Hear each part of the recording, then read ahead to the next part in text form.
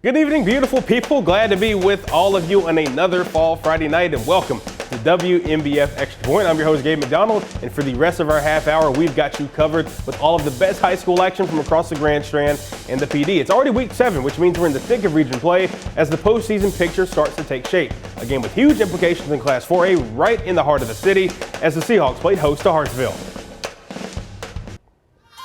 And we head over to Doug Shaw for the action. This matchup always a battle. Both teams coming in 2-0 in region play. First drive of the game for the home team. Seahawks break out the Rhino package. That's Adam Randall in the direct snap. The Clemson commit with a huge gain to put Myrtle Beach in the red zone early in the game. Myrtle Beach now faced with 4th and goal. Randall trying to punch it in, but Hartsville comes up with a huge stop. Great effort by those guys to keep the Seahawks off the board. Now we fast forward later in the first. Myrtle Beach back with the ball. Malachi Washington takes it right up the gut and in for the touchdown. The Seahawks strike first. They go up 7-0 over the Red Foxes, but back comes Hartsville. Here comes Ja'Shawn Anderson taking the handoff on the jet sweep. He finds a crease along the far sideline and just gets in for the score. And just like that, we're tied at 7 after the first quarter. But then those Seahawks, they would take over. Randall once again on the direct snap, and he just runs right through the defense, guys. 22 yards to the crib, and hey, you gotta flex after that one. Myrtle goes up 1 score over the Red Foxes. Time winding down now in the first half. Seahawks go to the air. Ryan Berger with a Dilfer dime to Jake Doty, little brother of Luke Doty. He skies for the grab and easily finds the end zone. The PAT would be no good. It's still a 20-7 game in favor of Myrtle Beach. The Seahawks get back in business after a mishap on the kickoff, and they make the Foxes pay for the mistake. Berger finds some running room and gets himself 6 points. The Seahawks taking full control of this game as they lead 26-7 at recess. We then move to the midway point of the third. Myrtle Beach on the doorstep once again, and here comes Washington powering through the defense for yet another score. Over 200 yards of offense for the sophomore tonight. Myrtle Beach will go up 33-7. And then in the fourth, another Seahawks back joins the touchdown party. That's Tyron Miles on the carry. He finds pay dirt from 12 yards out, and that would pretty much be the nail in the coffin. The Foxes would get a late score by Carmela McDaniel, but it would be too little too late. Myrtle Beach improves to 3-0 in region play, while Hartsville suffers its first region loss. 47-14 was the final. Here's Seahawk head man Mickey Wilson after the dub. It was a great overall team win. You know, this is the toughest region in the state of South Carolina. Anytime you can get a win against a very good Hartsville team, it's a big win for us. Well, I thought we did a great job tackling. You know, number 1 and number 2 for them are great football players, and they're extremely dangerous with the football in their hands, and I thought our guys did a really good job of tackling. The first half, we left some points out there. I was disappointed in that a little bit. We got to score when we get in the red zone, but we were able in the second half to run the football when we got in the red zone and punch it in. We move to Class 5A. We head over to Conway. The Tigers hosting the Carolina Forest Panthers tonight. We move to the second half. Panthers already up by a touchdown by the time our cameras get there, and they come out hot. Look at Khalil Johnson taking the handoff all the way to the crib. Nobody stopping that man.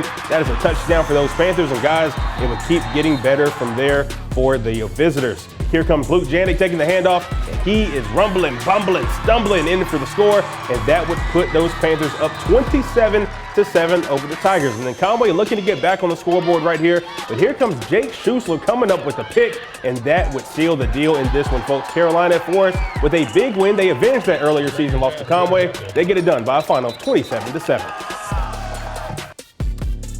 Now we head to the Battle of 707 Part 2. Socastee hosting St. James and trying to get their first win of the season. First offensive possession for the Sharks. Quarterback Joey McMenamin is picked off by Marvin Lewis, and that would give the Braves some great field position, and they would definitely cash in on that. Here comes quarterback Rocco Wojcik with a hard run downfield, and that would put the Braves back in good field position, put them in the red zone, and that would put them on the doorstep. And here what comes this. Luke Bozard goes right up the gut, punching it in from a few yards out, and that would put the Braves on top by 7-0 midway through the first. Both offenses would stall for a few minutes, but a few drives later, this field goal from Alan Hillegas would make it 10-0 in favor of Socastee, and they would go on to get it done by a final of 24-3.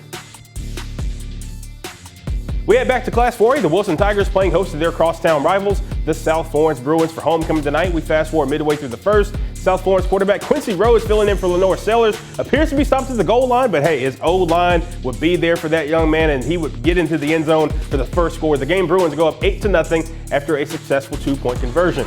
And now the Wilson Tigers trying to get back on the board. Here comes Wilson receiver Jaron Waters getting the ball on a jet sweep. He takes it in the end zone, and that would put the Tigers on the board to close the first half. The Bruins would still lead 14-7. Now we move to the second half. Bruins up by 15. Wilson was driving, but South Florence linebacker, the Bruins come up with a huge interception, and that would put the Bruins back in business, and they would ultimately cash in and get another score, and they go on to take this one, guys. 38-7 would be the final there.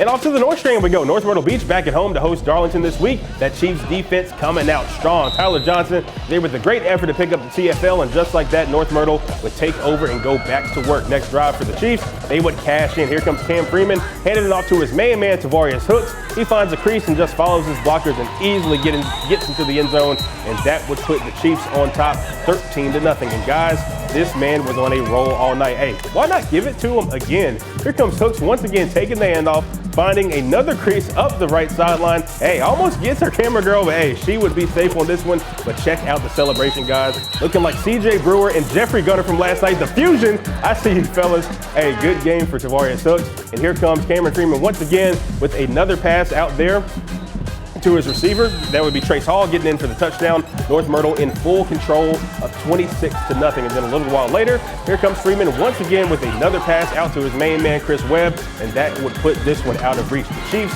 pitch a shutout tonight, and they take down the Falcons by a final of 60-0. And guys, we've reached halftime, but don't worry, plenty more coming up after a quick timeout. But before that, we swing by Dylan for this week's Beach Team Gymnastics Cheer of the Week.